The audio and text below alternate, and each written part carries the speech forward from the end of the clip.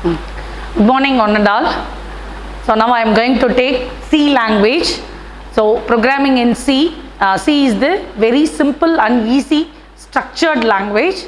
So programming in C, from C language we are going to see decision making statements. So every program we need statements. So this is from this we are going to see decision making statement. So why decision making statement is, so we are going to take decision for continuing the statement. So here the decision making statement, so repeating important sections of the program or you have to select between the optional section of the program. From this decision making statement we have converted into two parts. One is decision making and branching, and decision making and looping. So from this decision making and branching you can have if statement, switch statement, conditional operator statement and go to statement. So on next one, decision making and looping. So looping we can have three loops. So first one is while loop, do while loop and for loop.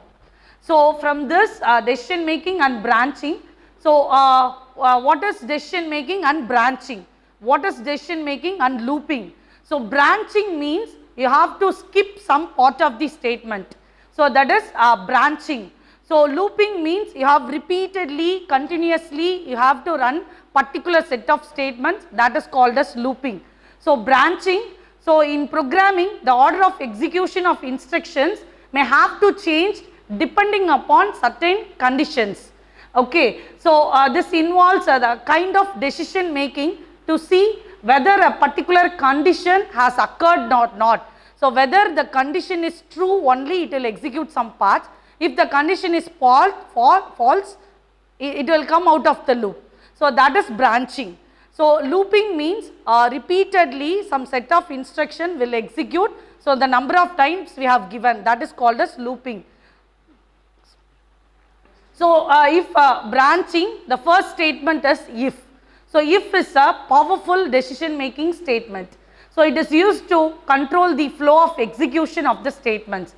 Decision making program, simply the result of computation which final result is either true or false. You have given a condition next to if, whether the condition is true it will execute some part of execution.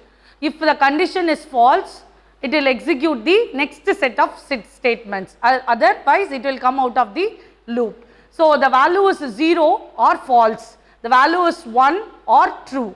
So the level of that is the type of if statements are simple if else, nested if and else if ladder. So first we have studied about the simple if statement. So if is it is a flow of a control flow of execution. So that is the syntax of if is if condition set of statements, the set of statements covered within this curly braces. So and each and every statement must end with a semicolon, the set of statements. If the condition is true it will execute the statements within this curly braces, otherwise it will come out of the this set of statements, come out of the next end of the curly braces. The flow chart for the if statement is, so you have to define this if as a diamond shape and then diamond symbol. So you have mentioned the condition. If the condition is true it will execute the executable statements, that is the set of statements. Otherwise if the condition is false it will come out of the executable statements, it will not execute the executable statements, it will come out of the statements. Okay, next if is if else statement. If before if simple if is only it will execute the true part only. So we cannot give the else part means false part. Here if condition statements, else condition statement. If this condition is false it will execute the statement 2. If the condition true only it will execute the statement 1. So if the condition is true these statements will be executed. If the condition is false and these statements will be executed. So this is the if else statement. So the flow chart for this if else statement is test condition, true part it will execute the X statement executable for and then if false is it will execute the Y statement, next it will come out of the next statement. So next we have studied about the nested if else. if condition 1, so it will comes to the, if this condition is true, it will come to this loop. So here if condition true, so this condition is true only, it will execute this statement. Other, if this condition 2 is false, condition 1 is true and condition 2 is false, it will execute the else part, that is statement 2. So if this condition is true means it will execute this statement and come out of the loop. So if this condition is false, it will execute this statement 2 and it will come out. If condition 1 is false, it will come to the condition 3. If condition 3, this condition 3 is true, it will execute the statement 3.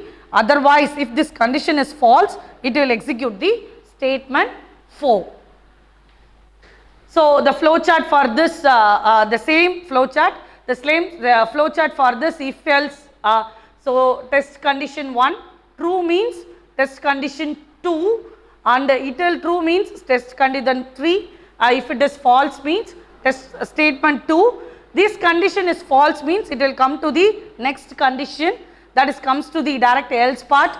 So first if else part and it will execute the statement 3. True means statement 4, false means statement 3, again it will come out.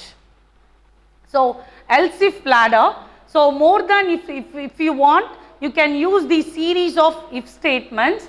So series of decisions are involved, we have to use more than one if else statement, that is a multiple if else are much faster than series of if else statements. So this is the syntax for if else. So if condition 1, it will this condition is true, it will execute the statement while. If the condition is false, then it goes to the else part. Again else part you can have one if. So if condition 2, this condition is true, it will execute the statement 2. If this condition is false, again it go to the else. So else again you can have one if, another condition, if condition 3 statements. So more number of statements. This condition is also false, can go to again else. So else if condition. So there are more number of condition you have to use, more else part also you have to use. This is the else if ladder. So the flow chart for this else if ladder is condition 1.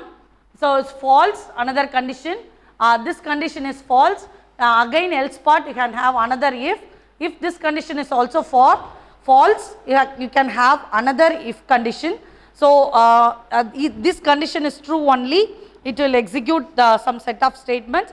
Otherwise if it is false also, it will execute some set of statements. So the first condition true means it will execute only one statement and it will comes out of the entire statements.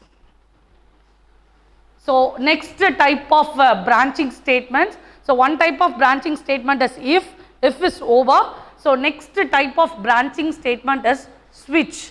Switch is the multi-way decision making statement. So if you have switch can have more number of case statements. So if it is true, the expression, you can give expression with the switch. So having more number of steps. So if the condition occupies number 1 means it will execute first case. So the expression is 2 means it will execute second case. If it is 3 means it will execute third case, can have more number of cases.